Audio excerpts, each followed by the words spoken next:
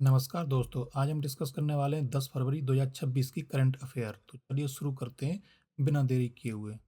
First question है, CBCI के नए अध्यक्ष के रूप में किसे चुना गया है? इस पद को संभालने वाले पहले दलित बने हैं। तो इसका सही आंसर है कार्डिनल पूला एंथनी।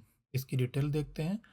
कार्डिनल पूला एंथनी इस महत्वपूर्ण धार्मिक पद पर पहुंचने वाले पहले दलित व्यक्ति हैं। उनकी नियुक्ति भारतीय चर्च के भीतर समावेशिता और सामाजिक बदलाव का एक बड़ा संकेत मानी जा रही है। सीबीसीआई भारत के कैथोलिक चर्च की सर्वोच्च संस्था है जो नीति निर्धारण और सामाजिक कार्यों का नेतृत्व करती है। बहुत सारे लोग कंफ्यूज हो रहे होंगे कि ये सीबीसीआई है क्या। इसकी फुल फॉर्म है Catholic Bishops Conference of India. ठीक है। नेक्स्ट क्वेश्चन है, राष्ट्रीय भारोत्तोलन चैंपियनशिप 2026 में पुरुषों के 65 किलोग्राम वर्ग में स्वर्ण पदक किसने जीता है? तो इसका सही आंसर है एम राजा, जो कि तमिलनाडु के हैं। क्या इसकी डिटेल देखते हैं तो तमिलनाडु के एम राजा ने 65 किलोग्राम वर्ग में गोल्ड मेडल हासिल किया है। यह राष्ट्रीय स्तर की सबसे बड़ी वेटलिफ्टिंग प्रतियोगिता है जहां से भविष्य के ओलंपिक खिलाड़ियों का चयन किया जाता है। एम राजा ने स्नैच और क्लीन एंड जर्क दोनों श्रेणियों में शानदार प्रदर्शन करते हुए कुल वजन में बढ़त बनाई है। नेक्स्ट क्वेश्चन है, नई दिल्ली में आयोजित एशियाई चैंपियनशिप की 10 मीटर एयर राइफल स्पर्धा में स्वर्ण पदक किसने जीता है? तो इसका सही आंसर है एलावेनिल वलारिवन ने जीता है। डिटेल देखते हैं। इसी प्रतियोगिता में एलावेलिन वलारिवन ने स्वर्ण पदक जीता है, जबकि मेघना सज्जनार ने कांस्य पदक हासिल किया है। इस चैंपियनशिप का आयोजन भारत की राजधानी नई दिल्ली में हुआ है। इस जीत से एलावेनिल की अंतर्राष्ट्रीय विश्व रैंकिंग में और सुधार हुआ है। नेक्स्ट क्वेश्चन है, कूनो राष्ट्रीय उद्यान में नामीबियाई चीता आसा ने कितने शावकों को जन्म दिया है? तो इसका सही आंसर है 5 शावकों को जन्म दिया है। आशा द्वारा 5 शावकों को जन्म देने के बाद भारत में चीतों की कुल संख्या बढ़कर 35 हो गई है। यह भारत सरकार का एक महत्वाकांक्षी प्रोजेक्ट चीता है जिसका उद्देश्य भारत में विलुप्त हो चुके चीतों को फिर से बसाना है। शावकों को जन्म यह दर्शाता है कि विदेशी चीते भारतीय वातावरण में अच्छी तरह ढल रहे हैं और प्रजनन भी कर रहे हैं। नेक्स्ट क्वेश्चन है, हाल ही में किस टाइगर रिजर्व के मुख्य क्षेत्र यानी कोर एरिया में कोपरा सिंचाई परियोजना के लिए भूमि डाइवर्जन को मंजूरी दी गई है? तो सही आंसर है वीरांगना दुर्गावती टाइगर रिजर्व। इसकी डिटेल देखते हैं तो इस सिंचाई परियोजना में मध्य प्रदेश के सूखे क्षेत्रों को पानी उपलब्ध कराया जाएगा। टाइगर रिजर्व के कोर एरिया में निर्माण कार्य को लेकर पर्यावरणविदों और विकास कार्यों के बीच संतुलन बनाने की कोशिश की जा रही है। वीरांगना दुर्गावती टाइगर रिजर्व मध्य प्रदेश का एक नया टाइगर रिजर्व है जो जैव विविधता के लिए प्रसिद्ध है। नेक्स्ट क्वेश्चन है, किस अमेरिकी विभाग के मानचित्र में पहली बार जम्मू कश्मीर और अक्साई चीन को भारत के अभिन्न अंग के रूप में दिखाया गया है? तो इसका सही आंसर होगा USCTR। इसकी डिटेल देखते हैं तो यह भारत की कूटनीतिक जीत मानी जा रही है क्योंकि अमेरिका जैसे शक्तिशाली देश के आधिकारिक मैप में भारत के नक्शे को सही रूप से दर्शाया गया है। इससे अंतर्राष्ट्रीय मंचों पर जम्मू कश्मीर और अक्साई चीन पर भारत के पक्ष को और मजबूती मिलती है। USTTR यानी इसकी फुल फॉर्म है संयुक्त राज्य व्यापार प्रतिनिधि। यह एक व्यापारिक प्रतिनिधि संस्था है, इसलिए आर्थिक नीतियों के लिहाज से यह मानचित्र बहुत ही महत्वपूर्ण है। नेक्स्ट क्वेश्चन है, भारतीय विमानपत्तन प्राधिकरण यानी AAI ने हवाई अड्डों पर यात्री अनुकूलन कैब सेवा के लिए किसके साथ समझौता ज्ञापन यानी MOU पर हस्ताक्षर किए हैं? तो उसका सही आंसर होगा ऑप्शन बी, भारत टैक्सी के साथ। इसकी डिटेल देखते हैं। अब यात्रियों को एयरपोर्ट से बाहर निकलते ही विनियमित और सुरक्षित कैब सेवा मिलेगी। भारत टैक्सी के साथ जुड़कर AAI स्वदेशी स्टार्टअप और सहकारी मॉडल्स को बढ़ावा दे रहा है। इस समझौते का लक्ष्य यात्रियों से होने वाली अधिक वसूली को रोकना और फिक्स्ड किराए जैसी सुविधाएं देना है।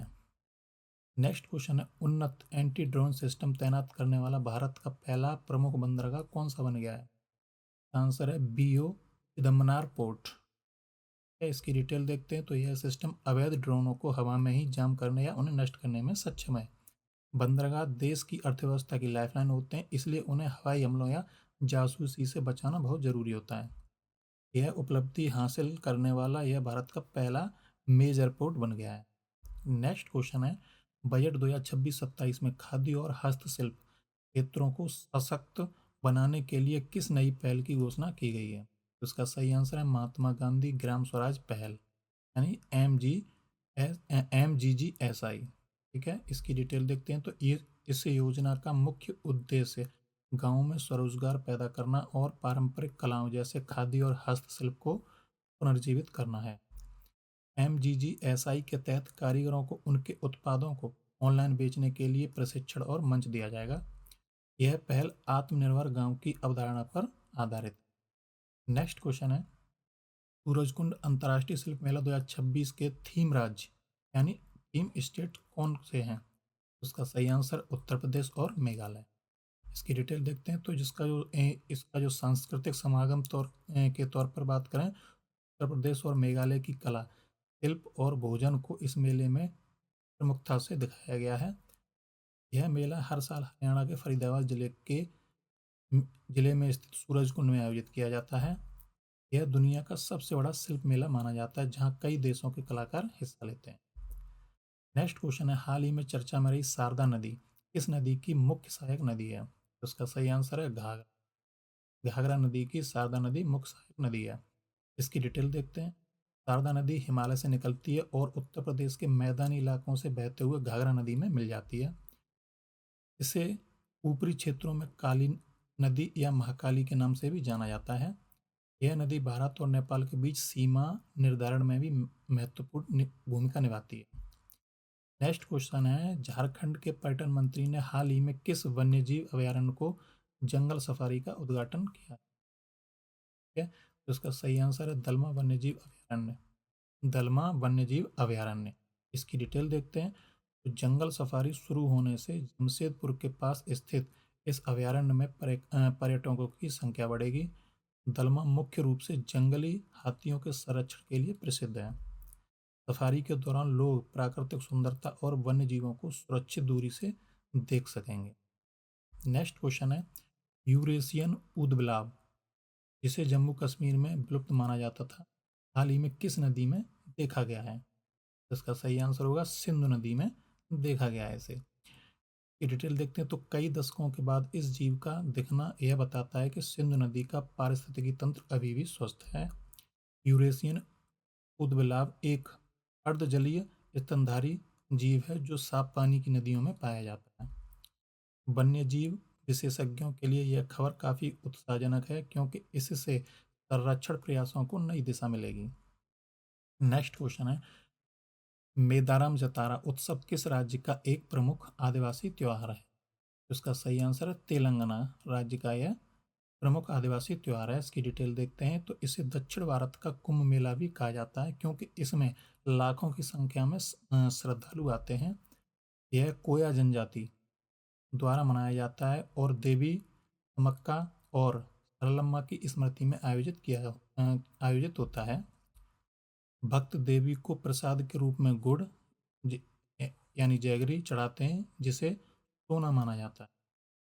नेक्स्ट क्वेश्चन है, ऑपरेशन साइहॉक 3.0 हाल ही में किस राज्य या केंद्र शासित प्रदेश की पुलिस द्वारा चलाया गया है? तो सही आंसर है दिल्ली पुलिस। ठीक है, दिल्ली राज्य की पुलिस द्वारा यह ऑपरेशन सहयोग चलाया गया है। इसकी डिटेल देखते हैं तो यह ऑपरेशन विशेष रूप से अपराधियों की धरपकड़ और शहर में सुरक्षा व्यवस्था को पुख्ता करने के लिए चलाया गया है। इसमें ड्रोन और सीसीटीवी कैमरों की मदद से संदिग्ध इलाकों की निगरानी की गई है। इस सफल ऑपरेशन का तीसरा चरण है, जो कानून व्यवस्था को और कड़ा बनाने का प्रयास है। नेक्स्ट क्वेश्चन है, हाल ही में केंद्रीय मंत्री जितिन प्रसाद ने मानकीकरण परीक्षण और गुणवत्ता प्रमाणन अ, यानी कि STQC लैब के लिए किस ऑटोमेशन पोर्टल का उद्घाटन किया है? तो सही आंसर है सत्य। पोर्टल का उद्घाटन किया है। इसकी डिटेल देखते हैं। तो सत्या पोर्टल को मानकीकरण, परीक्षण और गुणवत्ता प्रमाणन STQC प्रयोगशालाओं की प्रक्रियाओं को डिजिटल और ऑटोमेटेड बनाने के लिए लॉन्च किया गया है। इसका लक्ष्य परीक्षण सेवाओं में पारदर्शिता लाना, मानवीय हस्तक्षेप को कम करना और प्रमाणन की गति को बढ़ाना है। यह पहल भारत सरकार के डिजिटल इंडिया मिशन के तहत तकनीकी बुनियादी ढांचे को मजबूत करने की दिशा में एक बड़ा कदम माना जा रहा है। नेक्स्ट क्वेश्चन है, किन दो देशों ने हाल ही में संयुक्त हवाई अभ्यास यानी वड़ी स्क्वाड्रन शुरू किया है? तो इसका सही आंसर है दक्षिण कोरिया और अमेरिका ने। इसकी डिटेल देखते हैं। तो यह दक्षिण कोरिया और संयुक्त राज्य अमेरिका की वायुसेनाओं के बीच एक द्विपक्षीय प्रशिक्षण अभ्यास है। इस अभ्यास का मुख्य उद्देश्य कोरियाई प्रायद्वीप में सुरक्षा चुनौतियों से निपटने के लिए दोनों देशों के बीच आपसी तालमेल और युद्ध कौशल को बढ़ाना है। बड़ी स्क्वाड्रन जैसे नियमित अभ्यास दोनों देशों के बीच गहरे रक्षा संबंधों और क्षेत्रीय स्थिरता के प्रति उनकी प्रतिबद्धता को भी दर्शाते हैं। नेक्स्ट क्वेश्चन है, चीन में आयोजित एशियाई इंडोर एथलेटिक्स चैंपियनशिप में भारत के किस खिलाड़ी ने स्वर्ण पदक जीता है? तो उसका सही आंसर है तेजस्विन शंकर ने स्वर्ण पदक जीता है। ये डिटेल देखते हैं। तो तेजस्विन शंकर ने चीन में आयोजित इस अंतर्राष्ट्रीय चैंपियनशिप में अपनी प्रतिभा का प्रदर्शन करते हुए स्वर्ण पदक जीता है।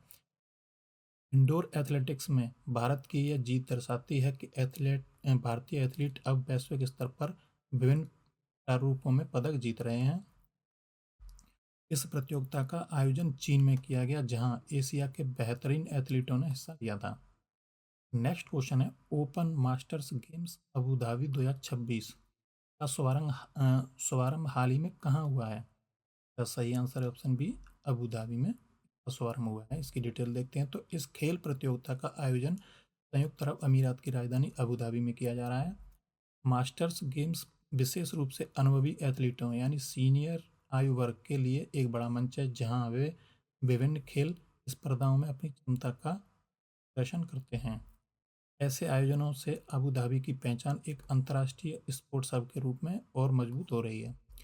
नेक्स्ट क्वेश्चन है, भारत ने किस देश की टीम को हराकर साफ अंडर-19 महिला चैंपियनशिप का जीता है? तो इसका सही आंसर है ऑप्शन बी, बांग्लादेश को हराकर यह खिताब जीता है। इसकी डिटेल देखते हैं। तो भारतीय महिला फुटबॉल टीम ने फाइनल मुकाबले में बांग्लादेश को हराकर यह महत्वपूर्ण दक्षिण एशियाई खिताब अपने नाम किया है। फाइनल मैच बेहद रोमांचक रहा, जहां भारतीय खिलाड़ियों ने धैर्य और कौशल का परिचय देते हुए जीत हासिल की है। यह जीत भारत में महिला फुटबॉल के उज्जवल भविष्य और अंडर-19 स्तर पर खिलाड़ियों की मजबूती को दर्शाता है। अगर आपको ये करंट अफेयर का वीडियो अच्छा लगा हो तो प्लीज़ वीडियो को लाइक करें, शेयर करें और हाँ, चैनल को सब्सक्राइब करना ना भूलें, ताकि आने वाले वीडियो की नोटिफिकेशन आपको मिलती रहे। के लिए एक ज़रूरी सूचना और नोटिस है कि आप हमारे टेलीग्राम चैनल और टेलीग्राम ग्रुप को भी ज्वाइन कर सकते हैं, जिसका लिंक वीडियो के डिस्क्रिप्शन में दिया गया है, जिसमें हम लोग आगे आने वाले कॉम्पिटिटिव एग्जाम को ध्यान में रखते हुए क्विज और MCQs का प्रैक्टिस कराते हैं, जिसे आप ज्वाइन कर सकते हैं। इसका टाइमिंग है 5 PM एंड 7 PM, जिसमें आप जुड़ करके और अपनी तैयारी को मजबूती दे सकते हैं। तो चलिए मिलते हैं अगले वीडियो में, तब तक के लिए थैंक यू सो मच।